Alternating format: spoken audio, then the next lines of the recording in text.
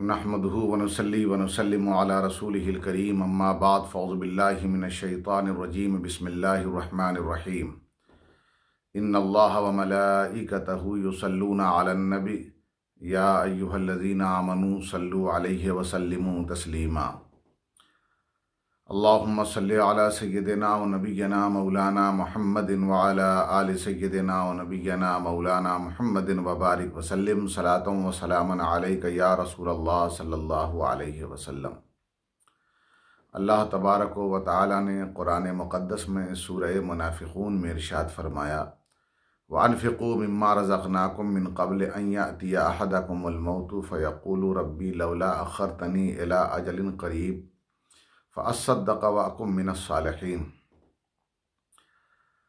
یعنی کہ اللہ نے فرمایا کہ جو ہم نے تمہیں دیا ہے اس میں سے خرچ کرو اس سے پہلے کہ تمہیں موت پکڑ لے، اور پھر اس کے بعد کہنے والا یہ کہے فیقول، یعنی جو چلا جائے اور پھر اس کے بعد مہلت مانگے اور وہ یہ کہے کہ تھوڑی اور مہلت مجھے مل جاتی، تھوڑی اور مجھے مدت مل جاتی، تھوڑی اور زندگی مل جاتی تو فَأَصَّدَّقَ وَأَكُن مِّنَ الصَّالِحِينَ، تو میں کچھ صدقہ کر کے نیک ہو جاتا، کچھ صدقہ کر کے میں صالح بندوں میں ہو جاتا۔ ظاہر سی بات ہے کہ یعنی اللہ تبارک و تعالی نے اس آیے کریمہ کے ذریعے یہ فرما دیا کہ جب تک تمہاری زندگی ہے وہ جو تم پر واجب ہے، وہ جو تم پر ضروری ہے، اسے تم ادا کرتے رہو۔ اندازہ لگائیے اس سے خود زکوٰۃ کی اہمیت کس طرح واضح ہو جاتی ہے۔ اللہ تبارک و تعالی نے اقیموا الصلاۃ وآتوا الزکاۃ فرمایا، نماز قائم کرو اور زکوٰۃ دو۔ زکوٰۃ کی اتنی اہمیت ہے، قرآن میں متعدد مقامات پر اس کا ذکر کیا گیا ہے، اور ساتھ ہی ساتھ ہر بچہ مسلمانوں کا جانتا ہے کہ اسلام میں جو 5 رکن ہیں، 5 پلرز آف اسلام، اس میں ایک رکن، ایک پلر جو ہے وہ زکوٰۃ ہے۔ کوئی بھی بلڈنگ، کوئی بھی عمارت، کوئی بھی کنسٹرکشن جو کھڑی ہوتی ہے، اس کی جو مضبوطی ہوتی ہے وہ پلرز پر ہوتی ہے۔ اگر کوئی ایک پلر بھی ہٹا دیا جائے تو کمزوری پیدا ہو جائے گی۔ اسی لیے جو یہ پلرز ہیں اسلام کے، تو ایک مسلمان کا اسلام مضبوط رکھنے کے لیے ان 5 پر عمل کرنا ایک کامیابی کی بھی دلیل ہے اور ضروری بھی ہے۔ کلمہ کے ساتھ ساتھ نماز ہے، نماز کی ادائیگی کرے، صحت ہے، روزہ رکھے، اللہ نے مال دیا ہے، صحت دی ہے، راستہ اگر پرامن ہے تو حج بھی کرے، صاحب نصاب بنایا ہے تو زکوٰۃ بھی ادا کرے۔ زکوٰۃ کو بڑی اہمیت دی گئی۔ حضرت سیدنا صدیق اکبر رضی اللہ تعالیٰ عنہ کے زمانے میں، آپ کے یعنی دور خلافت میں، کچھ لوگوں نے زکوٰۃ کا انکار کر دیا۔ منکرین زکوٰۃ سے حضرت صدیق اکبر رضی اللہ تعالیٰ عنہ نے ایک پوری قوت کے ساتھ جہاد کیا، اور نتیجہ یہ نکلا کہ پھر وہ اس بات پر قائل ہوئے کہ ہمیں زکوٰۃ ادا کرنی چاہیے، اور صدیق اکبر کے اس عمل کی بنیاد پر تمام عالم اسلام اس بات پر متفق ہوا کہ زکوٰۃ ایک اہم رکن ہے، اسلام کا ایک رکن ہے، اس میں کسی قسم کی لاپرواہی نہیں ہونی چاہیے۔ جب صدیق اکبر رضی اللہ تعالیٰ عنہ اس جہاد سے یعنی منکرین زکوٰۃ سے جب مقابلہ کر کے انہیں شکست دے کر کے اور انہیں اس بات پر قائل اور مائل کر کے لوٹے تو مدینۃ المنورہ میں ایک خوشی کی لہر دوڑ گئی۔ ہر صحابی رسول حضرت صدیق اکبر کا کوئی ماتھا چومتا، کوئی مبارکباد پیش کرتا کہ آپ کا یہ عمل قابل ستائش ہے۔ حضرت صدیق اکبر رضی اللہ تعالیٰ عنہ نے اس لیے اس میں پوری شدت کے ساتھ مقابلہ کیا، اس لیے کہ آج ایک فریضے سے یہ بھاگیں گے، کل دیکھتے دیکھتے عالم اسلام میں لوگ فرائض اسلامیہ کی طرف سے توجہ ہٹا کر کے اپنی مرضی کے طور پر جو چاہیں گے وہ کریں گے، جیسے کہ پچھلی امتوں میں ایسا ہوا۔ پچھلی امتوں میں بھی یاد رکھیے گا زکوٰۃ کا جبکہ نظام رہا ہے، ہر نبی نے حکم دیا ہے۔ وَكَانَ يَأْمُرُ أَهْلَهُ بِالصَّلَاةِ، حضرت اسماعیل علیہ السلام کہتے ہیں کہ وذکر فی الکتاب اسماعیل، کہ یہ ذکر کرو کتاب میں حضرت اسماعیل کا کہ وہ کیا کرتے تھے۔ آگے فرمایا کہ وکان یامر اہلہ بالصلاۃ والزکاۃ، کہ وہ اپنے لوگوں کو نماز کا بھی حکم دیتے تھے اور زکوٰۃ کا بھی حکم دیتے تھے۔ ساتھ ہی ساتھ ارشاد فرمایا حضرت عیسیٰ علیہ السلام کے تعلق سے اسی قرآن میں موجود ہے، وَأَوْصَانِي بِالصَّلَاةِ وَالزَّکَاۃِ، اللہ تبارک و تعالیٰ نے مجھے حکم دیا ہے کہ میں نماز ادا کروں اور میں زکوٰۃ دیتا رہوں۔ گویا زکوٰۃ کو ہر دور میں اہمیت دی گئی۔ اس کی ایک وجہ بھی ہے۔ دیکھیے، جن نبیوں نے، سارے نبیوں نے زکوٰۃ کا حکم دیا ہے، لیکن یہ ہے کہ زکوٰۃ کا جو حکم دیا، جو قرآن میں متعدد مقامات پر زکوٰۃ کا حکم انبیاء کے جو تعلق سے بیان کیا گیا ہے، تاکہ لوگوں کو یہ پتہ رہے کہ ہر دور میں زکوٰۃ کا معاملہ رہا ہے۔ لیکن ہر دور میں جو زکوٰۃ کا پرسنٹیج ہوتا تھا وہ اس دور کے حساب سے ہوتا تھا۔ کسی نبی کے زمانے میں زیادہ ہوتا تھا، جیسے حضرت موسیٰ علیہ السلام کے دور میں، پھر اسی طرح حضرت عیسیٰ کے دور میں کچھ اور ہوتا تھا۔ کبھی کبھی ایسا ہوتا تھا کہ زکوٰۃ کی ادائیگی لوگوں پر سخت ہوا کرتی تھی، سخت وہ محسوس کرتے تھے، دینے سے اسی لیے بھاگتے تھے، جس میں قارون کا واقعہ بھی موجود ہے۔ مگر حضور اکرم صلی اللہ علیہ وسلم جب تشریف لائے تو آپ نے زکوٰۃ کا ایسا نظام قائم کیا کہ دینے والوں پر یہ بھاری نہیں پڑتی، یعنی کہ اتنا شاندار ایسا پرسنٹیج اللہ تبارک و تعالیٰ نے حضور کی امت کے لیے رکھا 2.5%، کہ وہ کسی پر بھاری نہیں۔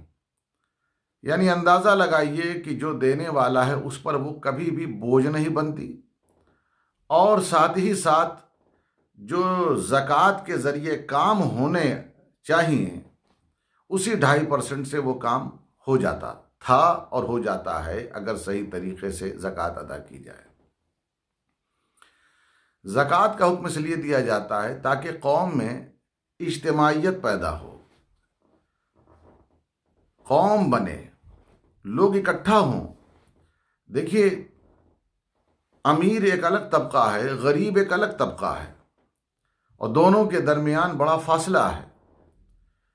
امیر کی رہائش اور طریقہ الگ ہوتا ہے، اور غربا کی رہائش اور طریقہ الگ ہوتا ہے۔ اور یہ فاصلہ جو ہے، اسلام نے اس کا ایک سسٹم بنایا کہ یہ فاصلہ کیسے دور ہو، غریب و امیر ایک ساتھ کیسے اکٹھا ہوں۔ اس کے لیے ایک بہترین نظام دیا، اس کا نام ہے زکوٰۃ کا نظام۔ یہ زکوٰۃ کا نظام جو ہے، اس سے نظام جماعت قائم ہو جاتا ہے۔ یعنی جب ایک امیر غریب کو زکوٰۃ دیتا ہے تو وہ غریب جو ہے اس امیر کا مشکور ہوتا ہے، شکر گزار بن جاتا ہے۔ امیر دینے آتا ہے اس لیے قریب ہو جاتا ہے، غریب لینے جاتا ہے اس لیے قریب ہو جاتا ہے۔ پھر غریب اس امیر سے حسد نہیں کرتا، اس سے جلتا نہیں، بلکہ اس سے خوش ہوتا ہے اور اس کے لیے دعائیں کرتا ہے کہ اللہ اس کو اور دے، کیونکہ اللہ اس کو دیتا ہے تو وہ غریبوں کو دیتا ہے۔ وہ جو امیر و غریب کے درمیان ایک فاصلہ تھا، ایک دوری تھی، زکوٰۃ کے نظام نے اس دوری کو دور کر دیا۔ اس طرح سے ہر ایک ہی جگہ اکٹھا ہو گیا۔ تو حقیقت یہ ہے کہ زکوٰۃ کا جو نظام قائم کیا گیا ہے اس کے پیچھے یہی ایک راز ہے کہ نظام جماعت قائم رہے۔ یاد رکھیے گا، اسی لیے قرآن مقدس میں اقیم الصلاۃ کے ساتھ آپ کو جگہ جگہ آتوا الزکوٰۃ ملے گا، نماز قائم کرو اور زکوٰۃ دو۔ اقیم الصلاۃ جو ہے یہ حقوق اللہ ہے، اللہ کا حق ہے، نماز قائم کرو، اور آتوا الزکوٰۃ یہ حقوق العباد ہے۔ گویا اقیم الصلاۃ و آتوا الزکوٰۃ یہ دو چیز ایسی ہیں کہ جو بیک وقت یہ بیان کرتی ہیں، یعنی حقوق اللہ کو بھی ادا کرو اور حقوق العباد کو بھی ادا کرو۔ جو اللہ کا حق ہے اسے پورا کرو، اور جو بندوں کا حق ہے اسے بھی پورا کرو۔ اور زکوٰۃ تو وہ ہے، چونکہ فرائض اسلامیہ میں سے ہے، اس لیے بیک وقت یہ حقوق اللہ بھی ہے اور حقوق العباد بھی ہے، چونکہ حکم خداوندی ہے۔ جب آپ اس کی ادائیگی کرتے ہیں تو اللہ کا حق ادا ہوتا ہے، اور جب بندوں کو دے دیتے ہیں تو بندوں کا حق ادا ہو جاتا ہے۔ تو گویا زکوٰۃ کے اندر بڑا راز چھپا ہوا ہے، اور معاشرتی زندگی کو بہتر بنانے کا یہ شاندار نسخہ ہے۔ اسی لیے اسلام میں جو یعنی حقوق اللہ کا جو مظہر ہے، یعنی جہاں پر حقوق اللہ کی ادائیگی کے لیے لوگ جمع ہوتے ہیں، اسے مسجد کہا جاتا ہے، نماز پڑھی جاتی ہے اقیم الصلاۃ کی ادائیگی کے لیے جہاں لوگ جمع ہوتے ہیں، اسے کہا جاتا ہے مسجد، بیت اللہ۔ اور جہاں پر زکوٰۃ کو اکٹھا کیا جاتا ہے اسے بیت المال کہا جاتا ہے۔ تو بیت المال وہ جگہ ہوتی تھی جہاں پر لوگ لا کر کے اپنے مال کو جمع کرتے تھے خلافت اسلامیہ اور امارت اسلامیہ کے دور میں، اور پھر وہاں سے غربا میں تقسیم کیا جاتا تھا۔ جب یہ مال تقسیم ہوتا تھا تو آپ دور خلافت راشدہ کو پڑھ لیجئے، اور اس دور کو بھی پڑھیے کہ جس دور میں زکوٰۃ کو انصاف کے ساتھ تقسیم کیا گیا، اس دور میں بہت کم کوئی بھوکا نظر آتا تھا۔ تلاش بسیار کے بعد کوئی ایک جس پر کسی کی نظر نہ پڑ سکی ہو، تو کوئی ایک وقت، 2 وقت یا 3 وقت کے لیے ہو سکتا ہے بھوکا رہا ہو، ورنہ حقیقت یہ ہے کہ اس نظام نے پورے امارت اسلامیہ کو مضبوط کر دیا تھا۔ اسی لیے وعیدیں بھی آئی ہیں کہ دیکھو فذالک یدع الیتیم، کہ وہ لوگ جو یتیموں کو جھڑکتے ہیں، ولا یحض علی طعام المسکین، اور وہ روکتے ہیں ان لوگوں کو روکتے ہیں جو یتیموں کو کھلاتے ہیں، یعنی منع کرتے ہیں کہ یتیموں، یعنی رغبت یعنی ان کی رغبت کو توڑتے ہیں۔ جو لوگ کھلاتے ہیں ایک تو خود نہیں کھلاتے، پھر دوسروں کو بھی روکتے ہیں۔ ایسے لوگوں کے لیے وعیدیں آئی ہیں۔ اللہ تبارک و تعالی نے ایسے لوگوں پر سختی برتی ہے۔ کلا بل لا تکرمون الیتیم ولا تحاضون علی طعام المسکین، ایک اور مقام پر ارشاد فرمایا کہ یہ وہ لوگ ہیں جو یتیموں کی عزت نہیں کرتے۔ یتیموں کی عزت کرو، ان کے سر پر ہاتھ رکھو، انہیں دو، تاکہ ان کا کام ہوگا تو تمہارا کام ہوگا۔ ولا تحاضون علی طعام المسکین، نہ روکو جو لوگ کھانا کھلاتے ہیں مسکین کو، انہیں نہ روکو کہ وہاں مت جاؤ وہاں مت جاؤ، اس لیے کہ یہ ایک نظام ہے، اور اس کے ذریعے نہ جانے کتنے غریبوں کا، کتنے بھوکوں کا فائدہ ہوتا ہے۔ اور یہی نہیں، پھر اللہ نے یہ بھی جب قرآن میں ہے کہ وَيَسْأَلُونَكَ مَاذَا يُنْفِقُونَ، جب پوچھا جاتا ہے کہ کیا خرچ کریں، قُلِ الْعَفْوَ، کہا جو زیادہ ہو جائے اس سے خرچ کرو، اللہ کی راہ میں منافع سے خرچ کرو۔ زکوٰۃ تو منافع پر دی جاتی ہے، جو سیونگز ہیں اس پر جو ہے زکوٰۃ دی جاتی ہے، یعنی جو آپ کے پاس ہے۔ اسی لیے فرمایا وَمِمَّا رَزَقْنَاهُمْ يُنْفِقُونَ، ہمارے دیے سے جو ان کے پاس ہے اس سے خرچ کرتے ہیں۔ اللہ تعالیٰ انہی سے مطالبہ کرتا ہے جن کے پاس ہے، اب ہے زیورات کی شکل میں ہو یا کرنسی کی شکل میں ہو، تو انہیں زکوٰۃ دینا ہے، اور زکوٰۃ دینا چاہیے، اس لیے کہ اس سے قوم کے اندر ایک اجتماعیت پیدا ہوتی ہے، اور قوم کے اندر ایک طاقت پیدا ہوتی ہے۔ یہ نظام جتنا آگے بڑھتا رہے گا، مسلمان ایز اے قوم ترقی کرتا رہے گا، اور جب یہ نظام جیسے جیسے کمزور ہوتا گیا، مسلمانوں میں ایز اے قوم کمزوری آتی گئی، لہٰذا قومیت کے طور پر اگر اس قوم میں اجتماعیت پیدا کرنا ہے تو نظام زکوٰۃ کو آگے بڑھانا ہوگا۔ اللہ کی بارگاہ میں دعا ہے اللہ تبارک و تعالی ہم سب کو توفیقات عطا فرمائے، اور جو لوگ اس ماہ مقدس میں زکوٰۃ ادا کرتے ہیں زیادہ ثواب کی نیت سے، ان کی زکوٰۃ اور صدقات کو اپنی بارگاہ میں قبول فرمائے، ہم سب کو دین و دنیا اور آخرت میں بھلائی عطا فرمائے، اس وبا کو ہم سے دور فرمائے، اس وبا سے ہم سب کو نجات عطا فرمائے۔ مالک و مولا آگے والے جو روزے رہ گئے ہیں ان روزوں کو بھی ہم پر آسان فرما۔ وصلی اللہ تعالی علی خیر خلقہ محمد وآلہ وصحبہ اجمعین برحمتک یا ارحم الراحمین، وآخر دعوانا الحمد للہ رب العالمین۔